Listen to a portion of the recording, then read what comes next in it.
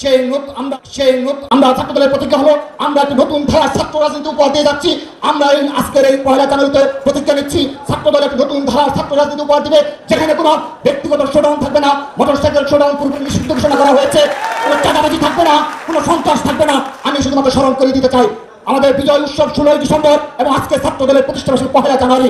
বাংলাদেশের একটি মিডিয়া বলতে পারবে না ছাত্রদলের সারা বাংলাদেশের একটি ইউনিটের কোন নেতা কর্মী কোনো 1 টাকা চাঁদাবাজি করেছে।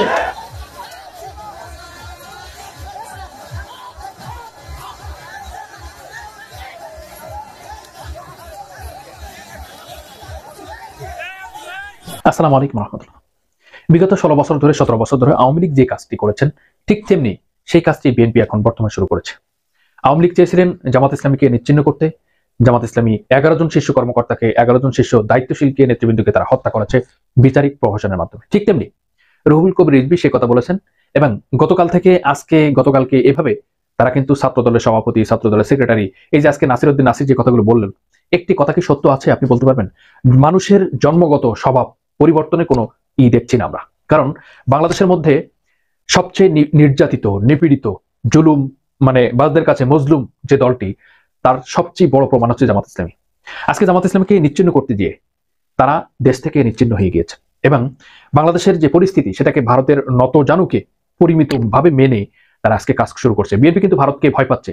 আগামীতে ক্ষমতায় থাকতে অবশ্যই ভারতকে নত জানু করতে হবে, ভারতের নত জানু যে পররাষ্ট্র নীতি সেটাকে মানতে হবে, সেটার উপরে ভর করতে হবে। আগামীতে রাষ্ট্রের ক্ষমতায় যাওয়ার জন্য, স্বার্থ উদ্ধার করার জন্য, নিজেদের ক্ষমতায়ন পদোন্নতি করার জন্য তারা কিন্তু মরিয়া হয়ে উঠে লেগে গেছে। আজকে তারই ধারাবাহিকতায় আমরা দেখতে পাচ্ছি ছাত্রদল এবং যুবদল, এরপরে বাংলাদেশের জাতীয়তাবাদী বিএনপি দল সকলে মিলে একটি ঐক্যবদ্ধ প্রচেষ্টার মাধ্যমে জামাত ইসলামী এবং ছাত্র শিবিরকে নিয়ে প্রোপাগান্ডা, অপপ্রচার, মিথ্যা, তহমত এই সেই করে বিভিন্নভাবে তাদেরকে হেয় করার, তাদেরকে বিভিন্নভাবে প্রতিপন্ন করার জন্য এই বিস্তারিত বিষয় দ্বারা লেগে গেছে। আসলে আপনারা দেখেন আজকে ছাত্রদলের যে তাদের অনুষ্ঠান হয়ে গেল, তাদের প্রতিষ্ঠা বার্ষিকী হয়ে গেল, সেখানে তারা কি করেছেন? দুপক্ষে সংঘর্ষ হয়েছে, মারামারি হয়েছে।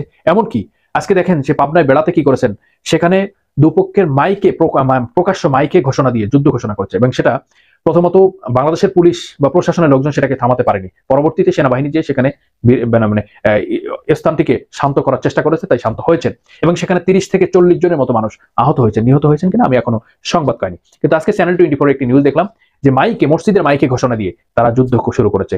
আজকে কয়েকটা জায়গাতে দেখলাম, আপনারা দেখছেন কিছু অংশ এবং এখনই দেখছেন তারা প্রতিষ্ঠিত বার্ষিকী পালন করছেন ইঞ্জিনিয়ারিং ইনস্টিটিউটে বা বিভিন্ন জায়গাতে, কিন্তু সেখানেও গন্ডগোল করছে। দুই পক্ষের মারামারি, কিল ঘুষি, লাথি, উষ্টা বিভিন্ন রকমের এই চালাচ্ছে। কিন্তু ছাত্র শিবির গতকাল হয়ে গেল কি সুন্দর সুশৃঙ্খল, সেখানে কিন্তু কোনো মারামারি হাঙ্গামা বিভিন্ন কারণ এটা হয়নি। সেখানে কিভাবে কি হয়েছেন সমস্ত বাংলাদেশের মানুষরা, পৃথিবীর মানুষগুলো দেখেছেন এবং সেখানে জাতীয় নেতৃবৃন্দ নয় শুধু, সেখানে ইন্টারন্যাশনাল মানে আন্তর্জাতিক মানের নেতৃবৃন্দ সেখানে ছিল। সুতরাং বাংলাদেশের প্রত্যেকটি কার্যক্রম, জামাত ইসলামী ছাত্র শিবিরের কার্যক্রম এত মানুষের কাছে চমকপ্রদ মনে হচ্ছে এবং জাঁকজমকপূর্ণ মনে হচ্ছে। আগামীর বাংলাদেশ, জামাত ইসলামের বাংলাদেশ, আগামী বাংলাদেশ জামাত ইসলামী পারবে করতে, এমন একটি ভাব যেন দেখা যাচ্ছে, চারিদিকে গুঞ্জন উঠেছে। সুতরাং এইগুলোকে সহ্য না করতে পেরে আজকে বাংলাদেশ বিএনপি এবং ছাত্রদল যুবদল তারা লেগে গেছেন জামাত ইসলামকে এবং ছাত্র শিবিরকে বিতর্কিত করার জন্য। আসলে দেশের মানুষ কি এটা খায়? দেশের মানুষকে বিগত 17 বছর ধরে আওয়ামী লীগ যেটা খাওয়াইছে সেটা কি খেয়েছে? ছাত্রলীগ যেটা খাওয়াইছে সেটা কি খেয়েছে? ঠিক তেমনি ছাত্রলীগ যে কাজটি করেছেন, যুবলীগ যে কাজটি করেছেন, ছাত্রদল যুবদল সেই কাজটি করছেন, আওয়ামী লীগ যে কাজটি করছেন ঠিক তেমনি বিএনপি সেই কাজটি করেছেন। সুতরাং আমরা দেখতে পাচ্ছি যে স্থানকাল পাত্রভেদের পরিবর্তন এটাই ঘটেছে যে আওয়ামী লীগ যে কাজটি করেছেন তার অপরিবর্তে মানে তিনি যে শূন্যস্থান রেখে গেছেন সেই শূন্যস্থান পূরণ করছে এখন বিএনপি। আবার ছাত্রলীগ যে কাজটি করছেন সেই কাজটি করছে যুবদল এবং ছাত্রদল সেই কাজটি করছেন। সুতরাং এই বাংলাদেশের মধ্যে মানুষ এখন সচেতন হয়েছে, মানুষ এখন বুঝতে শিখেছেন, মানুষ এখন সবকিছু নিরীক্ষণ করতে শিখেছেন। অবশ্যই মিডিয়ার যুগ এবং এটা ইলেকট্রিসিটির যুগ। এই জন্য আপনার আমার সকলের এ ব্যাপারে শান্ত থাকতে হবে, বুঝতে হবে, নিরীক্ষণ করতে হবে, ধারণ করতে হবে। কারণ বাংলাদেশ তো একজনের না, বাংলাদেশের সকলের, আপনার আমার সকলের। এই জন্য আসুন আজকের ভিডিওটি দেখে মন্তব্য করি যে কি হচ্ছে, কি হবে, আগামী নির্বাচনের পরিস্থিতি কি, কোন দিকে যাবে, বাংলাদেশের মানুষ কোন পথে যাবে, কোন পথে যাচ্ছে, কিভাবে বাংলাদেশ চলবে, এই বিষয়গুলো আমরা অবশ্যই একটু দেখব। আপনারা যদি সাপ মেরে সাপের লেজ রেখে দেন তাহলে মনে রাখবেন আপনাদের কোন দুঃখ আছে। বিএনপির ভিতরে কিছু খামাখা বুদ্ধিজীবী আছে, এদেরকে বাধ্যতামূলক অবসর দিয়ে ওই তাবলীগ জমাত বা সুন্নি দিলে সিল্লায় পাঠান, ওখানে তফসিল দিয়ে দেওয়ার পরকালের প্রস্তুতি নেই। তাহলে বিএনপির জন্য ভালো, দেশের জন্য ভালো, জনগণের জন্য ভালো। ব্যক্তির সাথে দল বড়, দলের সাথে দেশ বড়। শহীদ রাষ্ট্রপতি জিয়াউর রহমানের সেই স্লোগানকে বুকে ধারণ করে রাজনীতির আরেকটা নতুন যুগ শুরু করুন। আমি আগেও বলেছি বাংলাদেশের মানুষ, বাংলাদেশ জাতীয়তাবাদী দল বিএনপিকে ভালোবাসে শহীদ রাষ্ট্রপতি জিয়াউর রহমানের আদর্শের উপরে নির্ভর করে। বাংলাদেশের মানুষ বিএনপিকে ভালোবাসে খালেদা জিয়ার আপসহীন নীতি আর নজিরবিহীন ত্যাগের কারণে। তাহলে আজকে কোন নেতার জন্য মানুষ বিএনপি করে না, কোন খামাখা বুদ্ধিজীবীর জন্য মানুষ বিএনপি করে না। বিএনপির দায়িত্ববান নেতা রুহুল কবির রিজভী সাহেব জামাতকে নিয়ে তিনি বিস্ফোরক মন্তব্য করেছেন। এই যে রুহুল কবির রিজভী সাহেব একজন বর্ষিয়ান নেতা বিএনপির, না কাছ থেকে জাতি এই বক্তব্য আশা করে না। রুহুল কবির রিজভী বলেছে জামাত রদ করা পার্টি, রুহুল কবির রিজভী বলেছে জামাত ইসলাম মুনাফিক। রুহুল কবির রিজভী সাহেব, আপনারা যদি সাপ মেরে সাপের লেজ রেখে দেন তাহলে মনে রাখবেন আপনাদের কোনো দুঃখ আছে।